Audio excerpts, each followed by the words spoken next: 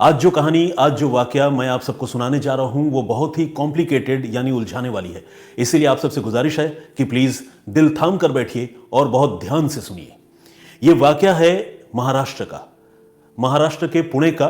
पुणे जिले की हद में एक गांव आता है जिसका नाम है चारोली खुर्द। इस चारोली खुर्द गांव से पिछले साल 17 दिसंबर को एक बड़ी खबर सामने आई।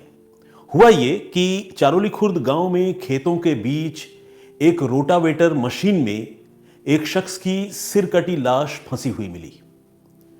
रोटावेटर, आप में से जो लोग खेती किसानी के बैकग्राउंड से जुड़े हुए हैं और जिनका ताल्लुक गांव से है वो इसके बारे में ज़रूर जानते होंगे, लेकिन ऐसे भी लोग हमारे दर्शक हो सकते हैं जिनको रोटावेटर के बारे में नहीं पता है, तो मैं उनको बताऊं। रोटावेटर बेसिकली ट्रैक्टर के पीछे लगने वाला एक मशीन होता है जिसमें ब्लेड्स लगे होते हैं जो रोटेट करते हैं, घूमते रहते हैं, और इससे हल चलाने के बाद मिट्टी को भुरभुरा बनाने के लिए, यानी थोड़ा ऑक्सीजन मिट्टी के अंदर जाए, उसके लिए रोटावेटर का इस्तेमाल खेतों में किया जाता है। तो जो ब्लेड्स होते हैं रोटावेटर के वो बहुत शार्प होते हैं, तेज होते हैं। तो इन्हीं शार्प ब्लेड्स के बीच में एक शख्स की लाश चारोली खुर्द गांव में खेतों के बीच पड़ी हुई मिली और लाश की बहुत बुरी हालत थी। सिर तो बिल्कुल कटकर अलग हो चुका था, जिस्म के दूसरे हिस्सों पर भी ब्लेड लगने के निशान थे, और यह सब कुछ इस बात की तरफ इशारा कर रहा था कि इस शख्स की मौत इसी रोटावेटर की चपेट में आने की वजह से हुई होगी। तो 17 दिसंबर की सुबह लोगों ने जब पहली बार इस भयानक मंजर को देखा तो पूरे गांव के लोग वहां इकट्ठा हो गए और फिर पुलिस को खबर दी गई। पुलिस भी मौके पर पहुंची और पुलिस ने बहुत गौर से मौके का मुआयना किया।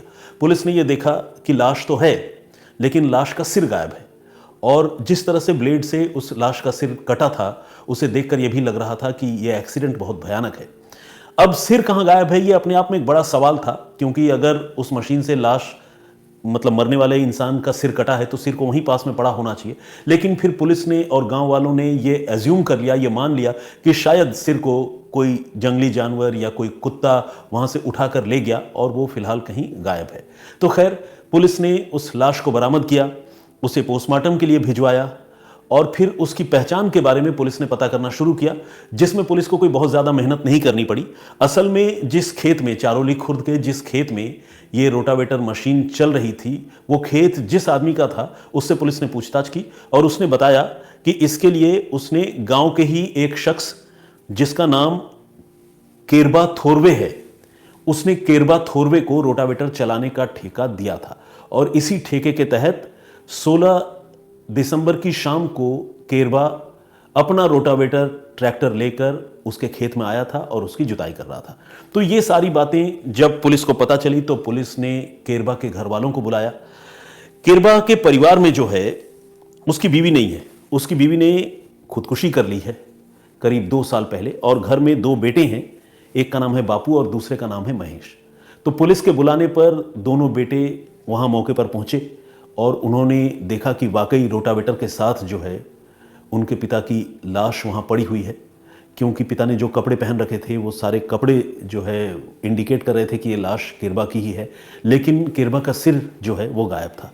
बहरहाल, अब वो कर भी क्या सकते थे। उन्होंने अपने पिता की लाश की पहचान कर ली और फिर पुलिस ने लाश के पोस्टमार्टम की जो फॉर्मेलिटी होती है, जो औपचारिकता होती है इस तरह की घटना के बाद, वो पूरी करने के बाद लाश उसके बेटों के हवाले कर दी। बेटों ने पूरे विधि विधान से उसका अंतिम संस्कार किया। फिर जिस तरह की एक परंपरा है महाराष्ट्र के इन इलाकों में, श्राद्ध कर्म के लिए, जिसे दशकर्म भी कहते हैं, उसके लिए उन लोगों ने पोस्टर छपवाए। व्हाट्सएप पर भी पोस्टर बनाकर उन्होंने अपने जितने सगे संबंधी, नाते रिश्तेदार और घर वाले हैं उनको वो भेजा, और इस तरह से केरबा थोरवे की मौत की बात जो है वो सारे लोगों को पता चल गई, नाते रिश्तेदारों को भी, गांव वालों को भी। ये घटना हुई थी 17 दिसंबर को, और 22 दिसंबर को इंद्रायणी नदी के तट पर केरबा का जो श्राद्ध कर्म होता है और जो दशकर्म होता है, उसकी जितनी प्रक्रियाएं होती है, पूजा पाठ, वो इंद्रायणी नदी के तट पर जो है वो सारी चीजें पूरी की गई। लेकिन ये तो रही केरबा थोरवे के मौत की कहानी। 17 दिसंबर को ही इत्तेफाक से चारोली खुर्द गांव के पास एक और गांव है जिसका नाम है धानोरे। उस धानोरे गांव में एक और घटना हुई। हुआ यह कि उस धानोरे गांव का रहने वाला एक किसान जिसका नाम था घेनंद, वो घेनंद जो है वो रहस्यमयी तरीके से गायब हो गया। असल में 16 दिसंबर की शाम को घेनंद अपने घर से निकला था और 17 को पूरा दिन गुजर गया, रात हो गई, लेकिन वो घर नहीं लौटा। हालांकि घेनंद के घर वालों को पहले बहुत ज़्यादा हैरानी नहीं हुई। उसकी वजह यह है कि घेनंद जो है वो शराब पीने का आदी था और अक्सर अपने घर से 1 दिन, कभी 3 दिन, कभी 2 दिन गायब रहता था। यहां तक कि वो अपने साथ मोबाइल फोन भी नहीं रखता था। लेकिन उसकी एक अच्छी आदत यह थी कि वो जब भी अपने घर से बाहर होता था तो वो अपने बेटे को फोन करके ये बता देता था कि आज वो अपने फलां दोस्त के घर रुक गया है, यहीं पार्टी शार्टी करेगा और यहीं रहेगा। तो इतनी जानकारी वो अपने बेटे को जरूर दे दिया करता था। बेटे का नाम है निखिल।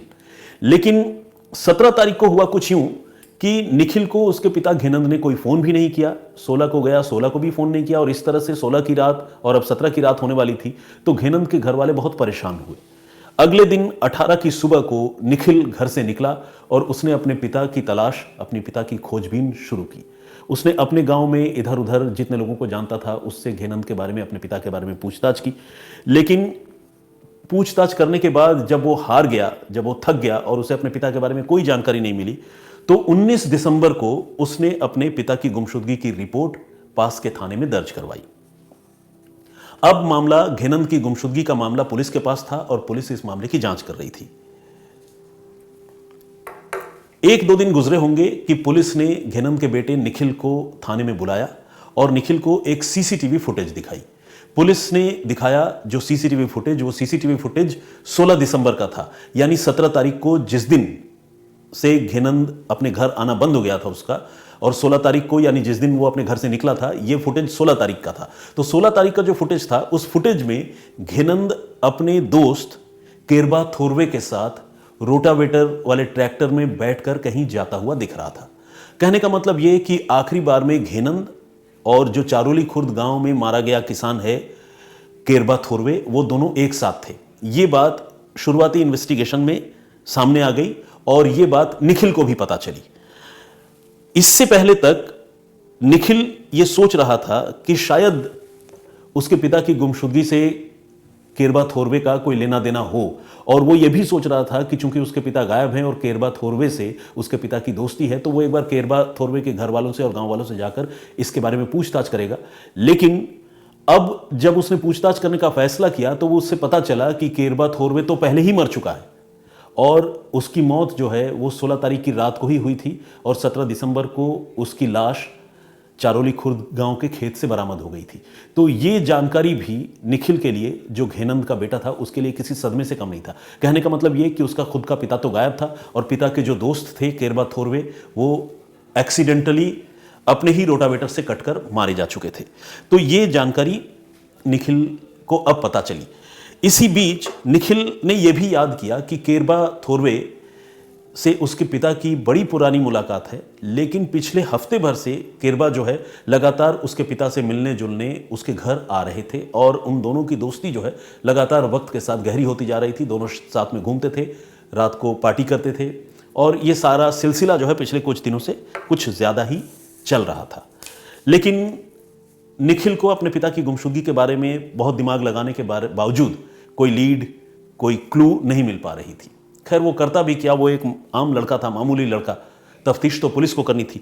तो जो पुलिस इस मामले की तफ्तीश कर रही थी, उसने अचानक 26 दिसंबर को यह खुलासा किया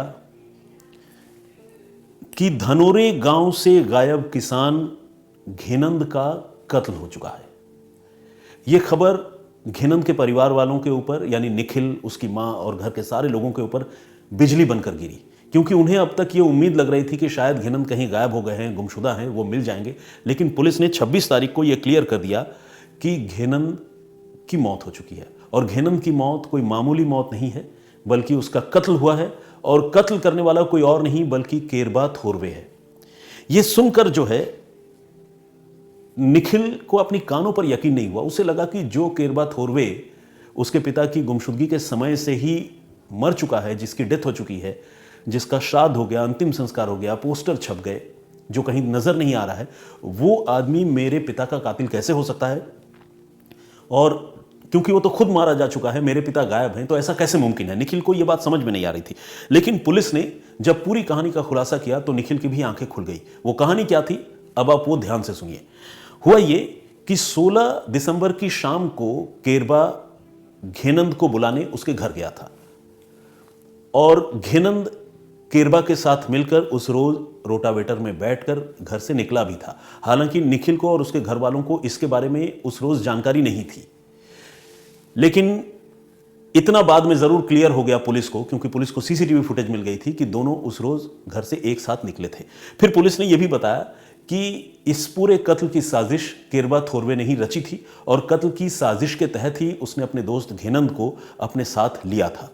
16 दिसंबर की रात को वो चारोली खुर्द गांव में जिस खेत में जुताई का ठेका केरबा थोरवे के पास था, उस खेत की जुताई करने वो पहुंचा और साथ में घेनंद को लेकर गया और घेनंद को शराब पिलाने के लिए उसने 3 शराब की बोतलें, जो क्वार्टर्स कहते हैं जिसे, वो 3 शराब की बोतलें खरीदी। और उस रोज वो रात को देर तक रोटावेटर चलाता रहा, तकरीबन 9 बजे तक, और उसी रोटावेटर में अपने दोस्त घेनंद को बिठाए रखा और उसे साथ में लगातार शराब भी पिलाता रहा। अब आप समझिए, कोई साजिशन अगर 3 क्वार्टर किसी आदमी को पिला दे तो वो कितना भी बड़ा शराबी हो, उसकी हालत क्या होगी। तो घेनंद जो है वो नशे में बिल्कुल चूर हो गया, उसे अपना कोई होश नहीं रहा और केरबा इसी मौके का इंतजार कर रहा था। रात करीब 9 बजे जब पूरे इलाके में सन्नाटा था और रात 9 बजे तक वो रोटावेटर खेत में चला रहा था, उसने रोटावेटर चलाना बंद किया। गांव के ज़्यादातर लोग अपने अपने घरों में थे, कुछ लोग सोने चले गए थे और उसने अपने दोस्त घेनंद को ट्रैक्टर से नीचे उतारा। उसके पास हंसिया था, उस हंसिये से उसने घेनंद का गला काटकर अलग कर दिया। इसके बाद अपने जितने कपड़े थे वो सारे कपड़े उसने घेनंद को पहना दिए, यानी घेनंद की लाश को पहना दिए। लेकिन घेनंद की लाश पर जो कपड़े पहले से थे वो चूंकि खून से सन चुके थे, बिल्कुल रक्त रंजित हो चुके थे, तो उन कपड़ों को उसने निकालकर अलग रख लिया और जो हंसिया था उसे भी अलग रख लिया और जो घेनंद का सिर था उसे भी अपने पास रख लिया। इसके बाद उसने जो घेनंद की बॉडी है, जिसे इंग्लिश में कहते हैं टोर्सो यानी धड़, उस बॉडी को यानी सिर कटी लाश को उसने रोटावेटर के ब्लेड्स के साथ लगाकर थोड़े दूर तक खींच भी दिया और उसी ब्लेड में फंसाकर उसको जस का तस वहीं खेतों के बीच में ही छोड़ दिया।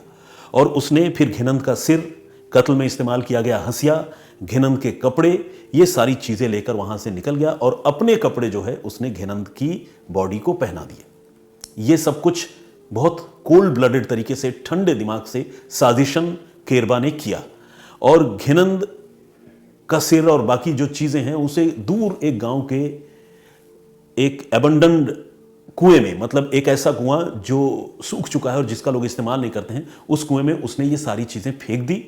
और आपको जानकर हैरानी होगी कि 16 और 17 दिसंबर की रात को ये कत्ल करने के बाद वो नंग धड़ंग, मतलब ऑब्वियसली उसने अंतः वस्त्र जिसे कहते हैं, अंडरवियर या अंडरगारमेंट्स, वो तो पहन रखे थे, लेकिन बाकी के कपड़े चूंकि वो घेनंद की बॉडी को पहना चुका था तो वो बिल्कुल नंग धड़ंग वहां मौके से निकला रात के अंधेरे में ही और पैदल काफी दूर चलता हुआ एक दूसरे गांव में पहुंचा जिस गांव का नाम है जेजुरी।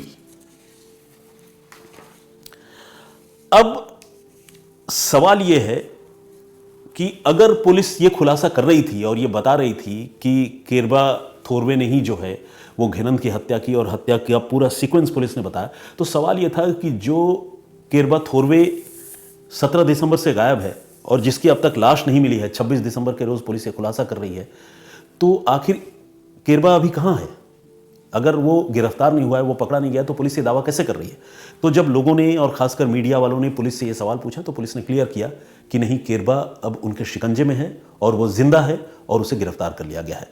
यानी 17 दिसंबर को चारोली खुर्द गांव में रोटावेटर मशीन के साथ जो लाश मिली थी वो लाश केरबा थोरवे की नहीं थी, बल्कि वो लाश घेनंद की थी और केरबा जो है वो फरार हो चुका था, जिसे अब पुलिस गिरफ्तार कर चुकी थी।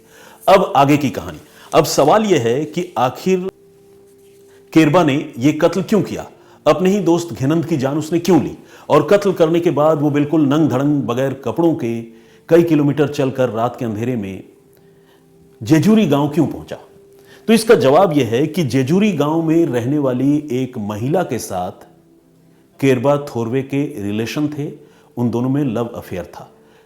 केरबा की उम्र तकरीबन 58 साल की है, तो वो जिसे कहते हैं कि अब बुजुर्गियत के करीब था और उसके 2 जवान बेटे थे। उसकी बीवी 2 साल पहले खुदकुशी कर चुकी थी, तो केरबा को यह लगता था कि अगर वो इस महिला के साथ शादी करता है और नई ज़िंदगी की शुरुआत करता है तो पूरे समाज में उसकी बड़ी किरकिरी होगी और लोग उसका मजाक उड़ाएंगे, लोग इस रिलेशनशिप को स्वीकार नहीं पाएंगे। तो इसीलिए वो दरअसल अपने आप की मौत दिखाना चाहता था, वो दुनिया को ये मैसेज देना चाहता था कि वो मर गया है।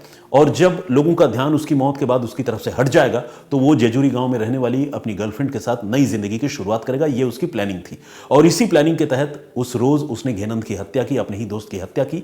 उसे अपनी लाश बताने के लिए अपने कपड़े वगैरह पहना दिए और सीधे पहुंचा जेजुरी अपनी गर्लफ्रेंड के पास। अपनी गर्लफ्रेंड को लेकर केरबा उसी रात को निकल गया और निकलने के बाद वो किसी दूसरे शहर में जाकर या किसी दूसरे कस्बे में जाकर कुछ दिनों तक रहा। इस दौरान उसने अपनी गर्लफ्रेंड को यह बात भी बता दी कि उसने अपने ही एक दोस्त घेनंद की हत्या कर दी है और हत्या करने के बाद उसको अपनी पहचान दे दी है उसकी लाश को। और अब पूरे गांव के लोग और तमाम उसके नाते रिश्तेदार सारे जानने वाले ये मान चुके हैं कि उसकी मौत हो चुकी है और वो मौत एक्सीडेंटल है, रोटावेटर से कटकर हो चुकी है। जबकि सच्चाई ये है कि वो तो उसके साथ है, वो मरा नहीं है। और जो रोटावेटर, उसके रोटावेटर के साथ जिस आदमी की लाश मिली थी वो लाश उसके दोस्त घेनंद की है जिसे उसने खुद मारा था। ये बात जब 58 साल के केरबा थोरवे ने अपनी गर्लफ्रेंड को प्यार में वशीभूत होकर बता दिया, मतलब प्यार में पागल होकर बता दिया, तो वो जो महिला थी वो बुरी तरह डर गई। उसे लगा कि अरे ये क्या हो गया, इसने तो कत्ल कर दिया जिसके बारे में मैं सपने में भी नहीं सोच सकती थी, और कत्ल भी इतने भयानक तरीके से जिस तरीके से ये केरबा बता रहा है। तो डरने के बाद उसने रोना धोना शुरू कर दिया और उसने कहा कि फिलहाल तो मैं तुम्हारे साथ नहीं रह सकती, तुम्हारे साथ कहीं भाग भी नहीं सकती, क्योंकि मुझे लग रहा है कि अब हम पकड़े जाएंगे, मैं बर्बाद हो जाऊंगी। मुझे तुम छोड़ो मेरे घर, तुम यहां से मुझे वापस मेरे घर लेकर चलो, वरना मैं जो है जान दे दूंगी, कुछ कर लूंगी। अब प्रेमिका ने जब इतना दबाव केरबा थोरवे पर बना दिया तो केरबा मरता क्या ना करता। अब उसने अपनी गर्लफ्रेंड को फिर से उसके घर ड्रॉप करने का फैसला किया और वो ड्रॉप करने के लिए पहुंचा सीधे जेजुरी गांव। और इस काम में उसे 3 से 4 दिन और लगे और 23 दिसंबर को उसने अपनी गर्लफ्रेंड को जेजुरी गांव में ड्रॉप किया। और ये सब कुछ हो रहा था रात को ही, क्योंकि दिन के उजाले में इस तरह का काम करना आप समझ ही रहे हैं, पकड़े जाने का खतरा होता है। तो वो रात को 23 दिसंबर की रात को केरबा ने अपनी गर्लफ्रेंड को वापस उसके गांव जेजुरी छोड़ा और उसके बाद उसे कुछ सूझा नहीं कि अब वो जाए कहां, क्योंकि अपने घर वालों की नजर में वो मर चुका था, गर्लफ्रेंड उसके साथ रहने को तैयार नहीं हो रही थी। अब अगर वो जिंदा भी था तो उसे अपनी ही जिंदगी जो है समझ में नहीं आ रही थी कि वो कैसे आगे की जिंदगी गुजारे और कहां जाए, किसको बताए। तो जब उसे कुछ समझ में नहीं आया तो वो उस जेजुरी गांव से फिर निकला और उसी रात को 23 दिसंबर की रात को 20 किलोमीटर पैदल चला, 20 किलोमीटर्स, और 20 किलोमीटर पैदल चलकर एक दूसरे गांव में पहुंचा जिस गांव का नाम है शेल पिंपल गांव। शेल पिंपल गांव, इस शेल पिंपल गांव में केरबा थोरवे की एक बहन, जिसे आप कजन कह सकते हैं, वो रहती थी। रात के अंधेरे में जब केरबा ने दरवाजे पर दस्तक दी तो बहन ने दरवाजा खोला और जैसे ही दरवाजा खोला देखा कि केरबा थोरवे सामने खड़ा है उसका भाई। तो उसे लगा कि जो भाई 17 दिसंबर को मर चुका था वो 23 दिसंबर को मेरे दरवाजे पर कैसे आया, कहीं ये भूत तो नहीं। ये सोचकर केरबा की जो कजन है वो वहीं पर बेहोश हो गई और जैसे ही बेहोश हो गई परिवार के दूसरे लोग उसकी चीख सुनकर और बेहोशी से पहले उसका जो रिएक्शन है वो सब देखकर जमा हो गए। और जमा होते ही उन्होंने देखा कि अरे सामने तो केरबा थोरवे खड़ा है। उनको भी ये लग रहा था कि केरबा की मौत हो चुकी है, क्योंकि डेड बॉडी तो बरामद हो ही चुकी थी। अब जब घर वालों को ये बात पता चली तो उन्होंने केरबा को तो अपने पास रोका ही, साथ ही उसके परिवार को भी ये जानकारी दी जो चारोली खुर्द गांव में रहते हैं, मतलब केरबा के दोनों बेटों को। और साथ ही इसके बारे में उन्होंने पुलिस को भी बताया और ये भी केरबा को बताया कि उसके भागने और बचने का कोई फायदा नहीं है, क्योंकि पूरी कहानी जो है अब सामने आ जाएगी। वो जिंदा है तो कहां तक भागता फिरेगा। तो केरबा के पास भी अब बचने का कोई रास्ता नहीं था, क्योंकि उसके रिलेटिव जो है एक तरह से उसे कन्फाइंड कर चुके थे, पकड़ चुके थे। फिर जब पुलिस को जानकारी मिली तो 24 तारीख की सुबह पुलिस ने उसी शेल पिंपल गांव से केरबा थोरवे को गिरफ्तार किया और फिर उससे पूछताछ शुरू की। जब उससे पूछताछ की तो उसने सिलसिलेवार तरीके से पूरी कहानी बताई कि कैसे 16 और 17 दिसंबर को उसने अपने दोस्त घिनंद को अगवा किया, उसे शराब पिलाई, रोटावेटर में बिठाकर देर तक घुमाता रहा खेत में ही, और मौका पाकर उसकी गला काटकर हत्या कर दी, सर कहीं और फेंक दिया, धड़ जो है रोटावेटर के साथ रख दिया, और फिर इसके बाद वो कैसे कैसे अपनी गर्लफ्रेंड के साथ भागा और फिर कैसे वो पकड़ा गया। तो पूरी कहानी उसने किसी तोते की तरह पुलिस को बताई, और इसके साथ ही पुलिस ने न सिर्फ केरबा थोरवे को गिरफ्तार कर लिया, बल्कि इस कॉम्प्लिकेटेड मर्डर मिस्ट्री का पुलिस ने खुलासा किया। ये असल में एक दोस्त की गद्दारी थी जो अपने गर्लफ्रेंड के साथ एक नई जिंदगी शुरू करने के लिए अपनी मौत को फेक करना चाहता था, अपनी मौत का झूठा नाटक करना चाहता था, जिसके लिए उसे एक अदद इंसान के लाश की जरूरत थी, और उसने अपने एक दोस्त जो शराब पीने का लती था, जिसे शराब पीने की लत थी, उसने अपने दोस्त की हत्या कर दी। तो ये थी पूरी कहानी, जो थी तो बड़ी कॉम्प्लिकेटेड, लेकिन पुलिस ने इसे बहुत ही समझदारी से सुलझाया। और पुलिस से ज़्यादा मैं तो ये कहूँगा कि जो सीक्वेंस ऑफ इवेंट्स है या सीक्वेंस ऑफ इंसिडेंट है, जो पूरा सिलसिला है, वो इस तरह से कुछ हो गया कि समझ लीजिए कि जो कातिल या गुनहगार है वो भी अपने आप ही पुलिस की जाल में फंसा। क्योंकि एक बार खुद को मरा हुआ दिखाने के बाद जब दुनिया के सामने वो जिंदा नजर आ गया चंद दिनों के अंदर, तो फिर उसका पकड़ा जाना तो लाजमी था, और केरबा थोरवे के साथ यही हुआ। इस कहानी पर आपकी क्या राय है? आप क्या सोचते हैं केरबा की भूमिका के बारे में, घिनंद के अंजाम के बारे में, उस महिला के बारे में जो केरबा की गर्लफ्रेंड थी? इस पर आप अपनी राय हमें लिखकर भेज सकते हैं।